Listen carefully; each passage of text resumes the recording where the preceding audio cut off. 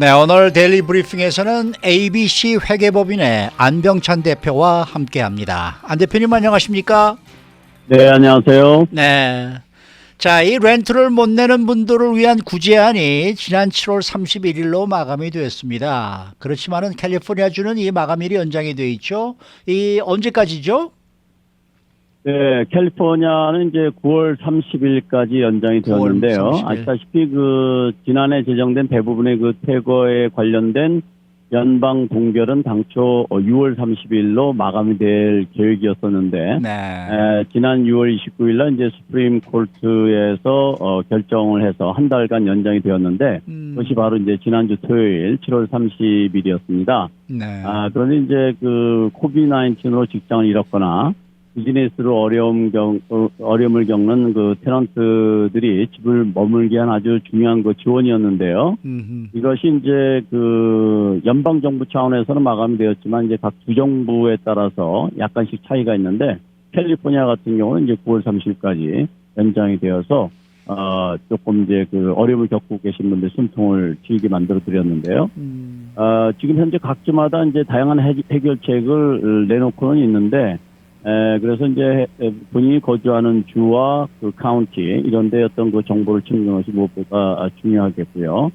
그리고 이제 바이든 행정부에서 이 9월 30일까지 연장하는 부분을 노력을 했지만 다는 안 되고 재향군이나 또는 이제 허드 이제 농업 관련 부서로부터 임자받은 싱글 패밀리 그런 홈에 렌트를 하고 계신 분들은 9월 달까지 연장이 된다는 사실 기억해 주시면 좋을 것 같습니다. 네. 그러면은 퇴거 금지 연장과 관련해서요.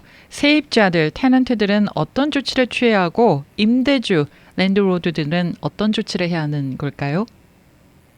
네, 지금 두 가지 법안을 우리가 좀 이해를 해야 되겠는데요. 하나는 이제 코드 오브 시빌 프로시저라는 이름으로 2020년 3월 1일부터 2020년 8월 31일까지 체납된 렌트에 대해서 페이를 하라든지 또는 이제 베이컨하라는 노티스를 랜로드가 이제 주게 되면 반드시 랜로드가 Declaration of COVID-19 Related Financial Distress라는 폼을 함께 전달해야 됩니다. 그러면 테넌트는 이 폼을 15일 내에 서명을 해서 랜로드에게 전달해야 합니다. 네. 이때 이제 15일 계산은 이제 주말이라든지 휴일은 계산하지 않게 되는데요. 이 폼을 테넌트는 랜로드가 요청할 때마다 제출을 해야 되는데 요 기간은 2020년 8월 31일까지입니다. 그런데 2020년 9월 1일부터 2021년 9월 30일까지는 또 다르게 적용이 되는데 요거는 체납 렌트의 25%를 내놨고 그리고 그다음에 지금 말씀드렸던 Declaration of COVID-19 Related Financial Distress라는 폼을 양식을 서명해서 랜로드한테 전달하게 되면 그러면 지금 정부에서 시행하고 있는 퇴거 금지 혜택을 받으실 수가 있게 됩니다. 이런 조치를 꼭 기억해 주셨다가 랜로드도 마찬가지로 기억을 하셔야 되고 테넌트도 같이 기억을 꼭 해두시고 팔로우하는 것이 무엇보다 중요하겠습니다. 이게 좀 스투핏한 질문입니다만은 만일에 세입자가 깜빡 잊었거나 또는 잘 몰라서 15일 내에 이 서류를 랜드로드에게 제출하지 못했다 이런 경우는 어떻게 돼요? 네.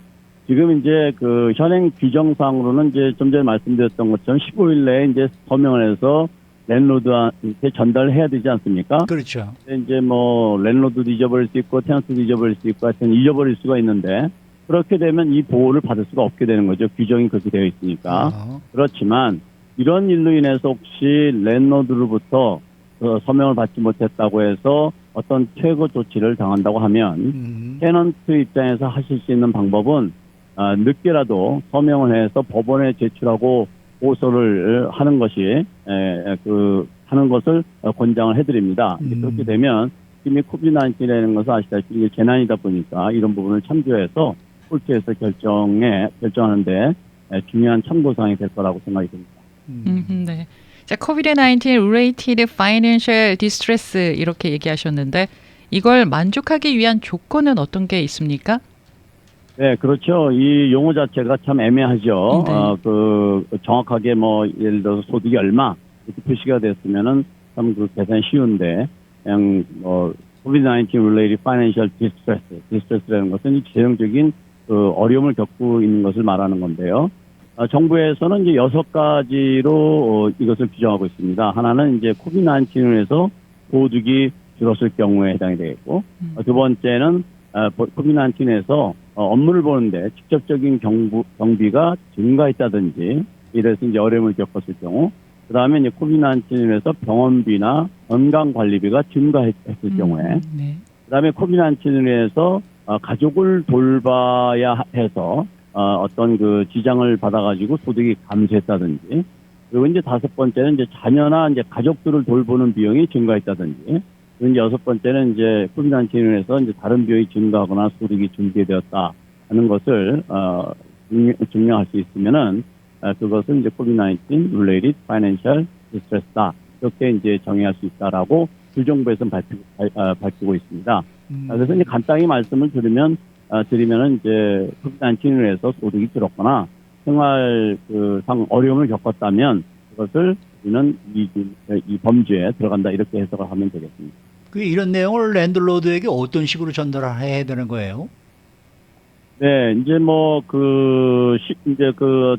financially distressed 됐다라는 것을 뭐 어떤 그 랜드로드가 뭐 확인을 하겠다고 하면 그런 거를 뭐 제출해야 될 상황이 올 수도 있겠지만, 일반적으로 이제 아까 설명드렸던 Declaration of COVID-19 Related Financial Distress라는 그 양식이 있는데, 네. 이 양식은 영어로도 돼 있지만 한글로도 돼 있습니다. 그래서 그 내용은 좀 전에 설명드렸던 것처럼 COVID-19로 인해서 경제적으로 어려움을 본인이 인증하는 그런 양식이기 때문에 그것을 이제 서명을 해서 우편으로 전달하거나 또는 직접 그냥 사람이 가서 랜드로드한테 전달하거나 또는 네. 이메일로 전달하거나 이런 어떤 방법으로 전달해도 다 괜찮은데, 단 여기에서 나중을 대비해서 전달했다는 증명을 반드시 영수증이라든지 이런 것을 꼭 보관해 두시는 것이 굉장히 중요하다고 생각이 됩니다. 인펄슨으로 전달했다면 그 수령했다는 영수증을 좀 사인을 해서 받아준다든지, 우편 같은 경우에는 서리파이드 같은 것으로 보내서 그 증명을 나중에 할 수 있게 만들어 놓는다든지, 이메일 같은 경우에는 이제 자동적으로 센트에 세이브가 돼 있으니까 중요한 또 증빙 자료가 될 수 있다라고 생각됩니다. 네. 그래서 전달하는 방법은 뭐 다양한 방법으로 이렇게 전달하되, 제일 중요한 것은 확실하게 전달했다라는 영수증을 잘 보관해 두는 것이 좋겠습니다. 네, 그러면 뭐 은행 잔고 증명이 있어야 된다거나 월급 명세서나 이런 게 필요한가요? 그런 거는 지금 상황에서는 필요 없을 것 같고요. 네. 만약에 혹시 뭐 랜드로드하고 뭐 법정에서 다툴 일이 생겼을 때 그때 이제 내가 파이낸셜 디스트레스가 있다라는 걸 증명해야 되는 상황이 온다면 필요하겠지만 그냥 이 절차 과정에서는 필요 없을 것으로 생각됩니다. 아하, 네. 자, 바이든 행정부에서요. 그러니까 연방 정부 차원에서 이 퇴거 중지 명령을 연장할 가능성은 혹시 있을까요? 지난 6월 29일, 좀 전에 말씀드렸던 것처럼 지난 6월 29일 연방 대법원에서 한 달간 연장을 하는 것으로 퇴거 중지 보호를 한 달간 연장하는 것으로 이제 결정을 하면서 더 이상 되지 않는 것으로 못을 박았고, 만약에 이것을 연장을 하게 되면 의회를 통과를 해야 됩니다. 그래서 사실 현실적으로는 의회 통과가 되지 않으면은 이 연방정부 차원에서 퇴거 중지 보호는 더 이상 연장될 수가 없는 거죠. 그래서 사실 이것이 마감이 되기 7월 31일에 마감되기 며칠 전까지 바이든 행정부와 민주당 일부 의원들을 중심으로 해서 이것을 연장하는 일을 시도를 해봤지만 현실적으로 그것이 녹록치가 않아서 결국은 이제 연장이 안 됐고요. 그래서 지금 남은 것은 이제 이 정부의 결정에 따라서 해당 주에 따라서 각 주마다 연장 여부가 이제 주 정부 결정에 따라서 결정되게 돼 있도록 이렇게 되어 있습니다. 그러니까 결과적으로는 백악관에서 연장하고 싶어도 이것이 의회가 법으로 정해진 거기 때문에 네. 백악관에는 그런 힘이 없는 거죠. 지금 우리가 이제 코비드 19으로 인해서 이렇게 렌트비를 지금 못 내고 밀리지 않습니까? 이거는 네. 나중에 언젠가는 우리가 페이를 해야 되는 겁니까? 네, 그렇습니다. 이것은 이제 지금 코비드 19으로 인해서 퇴거 중지를 유예시키는 것은 렌트를 탕감시키는 것이 아닙니다. 그래서 지금 질문 주신 것처럼 많은 분들은 이것이 탕감되는 걸로 탕감이 오해하고 아니구나. 계신데 그렇진 않고요. 체납 렌트는 리즈 어그리먼트에 따라서 또는 렌트 어그리먼트에 따라서 반드시 그 랜로드한테 페이를 하셔야 됩니다.